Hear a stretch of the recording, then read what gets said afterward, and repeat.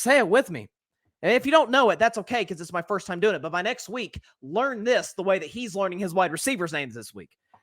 Robert Joshua Dobbs. I mean, ladies and gentlemen, listen, I knew Josh was good. And I said after Arizona beat Dallas in week 3, I said, that's a starting quarterback. I said, you cannot tell me there are 32 guys better than Joshua Dobbs. I don't know if I can properly put into context what he did yesterday in Atlanta. By the way, he's a Georgia kid. He's from Alpharetta, Georgia. So it's fitting that this big moment came in Atlanta. It's Atlanta, to my knowledge, about an hour away from Alpharetta. But Joshua Dobbs was traded from the Arizona Cardinals to the Minnesota Vikings on Halloween. That was last Tuesday. Kirk Cousins, as we know, sadly tore his Achilles and is done for the season. So the Vikings this week were like, okay, you know what? We're going to go out. We're going to get a starting quarterback, which Joshua Dobbs very clearly is. Again, the kid had nothing. He's not really a kid anymore. He's almost 30, but he had nothing to work with in Arizona. It's the worst team in the league. Can only do so much, but it showed flashes, showed promise. So Minnesota said, you know what? We got too good of a team to miss the playoffs. We're not going to tank. Yeah, Kirk Cousins is gone. Yeah, the guy we get to replace him probably won't be as good, but let's get a starting quarterback. But after we make the move, let's give him time, understand the playbook, and we'll start the rookie. We'll start Jaron Hall, kid out of BYU, give him an opportunity. And sadly, and this sucks, Jaron Hall gets concussed first quarter at the goal line. It's just a terrible, terrible break for the kid. It's like his really first big opportunity in the league, and it has to leave due to injury, which just sucks. But Joshua Dobbs, again,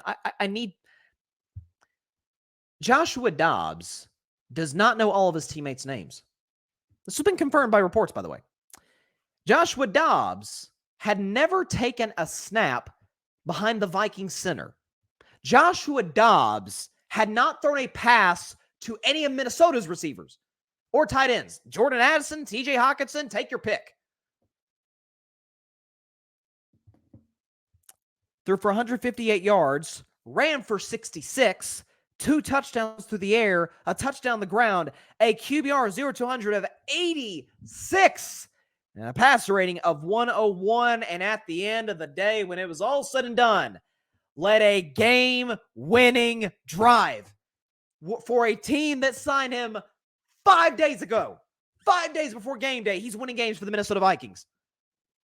And you consider, ladies and gentlemen, Joshua Dobbs has been on 5 teams in the last year and a half. He was in Pittsburgh, which, God, I wish we had him over Kenny Pickett. I like Kenny, but dang, I wish we still had Dobbs. He was with the Cleveland Browns, had a cup of coffee in Detroit, went to Tennessee. Remember, Joshua Dobbs was starting games at the end of the year for the Titans, trying to get in the playoffs. Then he came back to Cleveland, who traded him to Arizona, who traded him to Minnesota.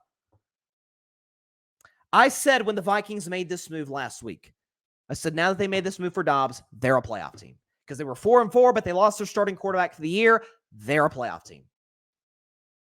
And dare I say it, they will be, due to the fact that they'll be a playoff team, and due to the fact that in all likelihood, barring unforeseen circumstances, Kirk Cousins probably is going to leave Minnesota at season's end. He'll have plenty of suitors. Kirk's a good quarterback. Kirk's a top 12, 13 quarterback in the league. He'll have plenty of suitors.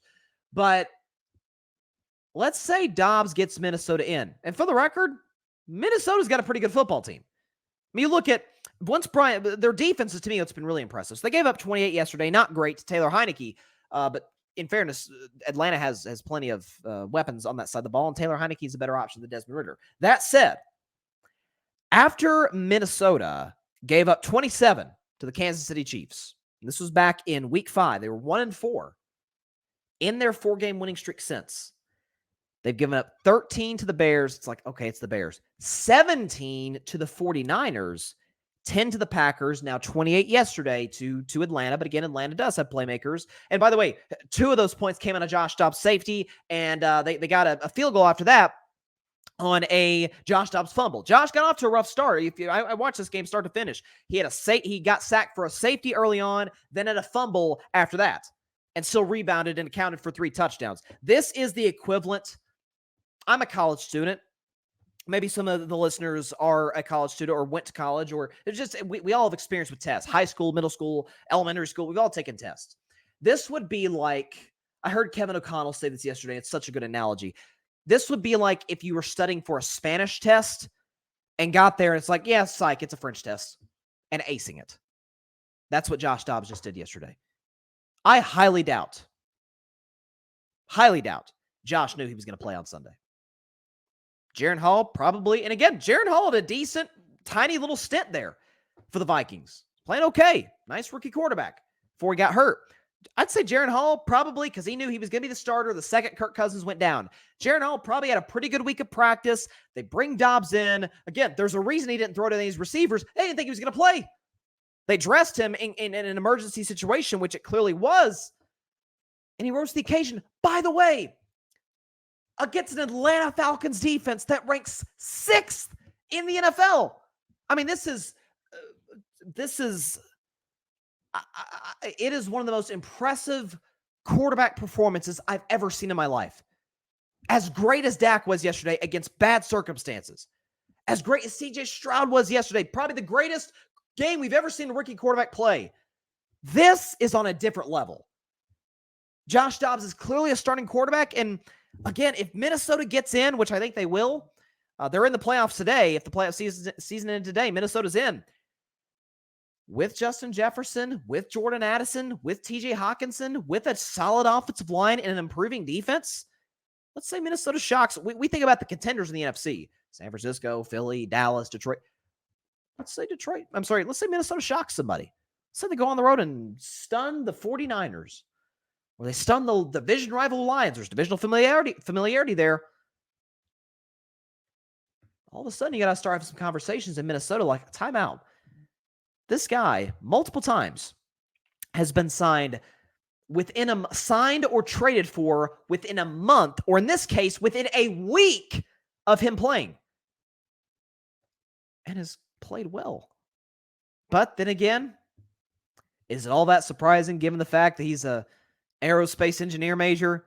He's literally a rocket scientist. By the way, NASA came up. Was it NASA? Somebody came up with a nickname for Josh Dobbs. So I call him Space Dobbs because he is an aerospace engineer and he makes plays from outer space. Where is the nickname? I saw this earlier today on my phone. Okay. So NASA's Glenn Research Center, their Twitter account said, this is what they said, because Josh Dobbs visited them apparently during the offseason. Here's what they said, okay? Congratulations at Josh Dobbs on yesterday's big win. Looks like you rocketed on and off the field. Nice little pun there. We heard you even got a new nickname. The Pastronaut. If the suit fits, wear it. That is great. I'm still going to call him Space Dobbs. I'm still, when he plays well, going to give him the Robert Joshua Dobbs.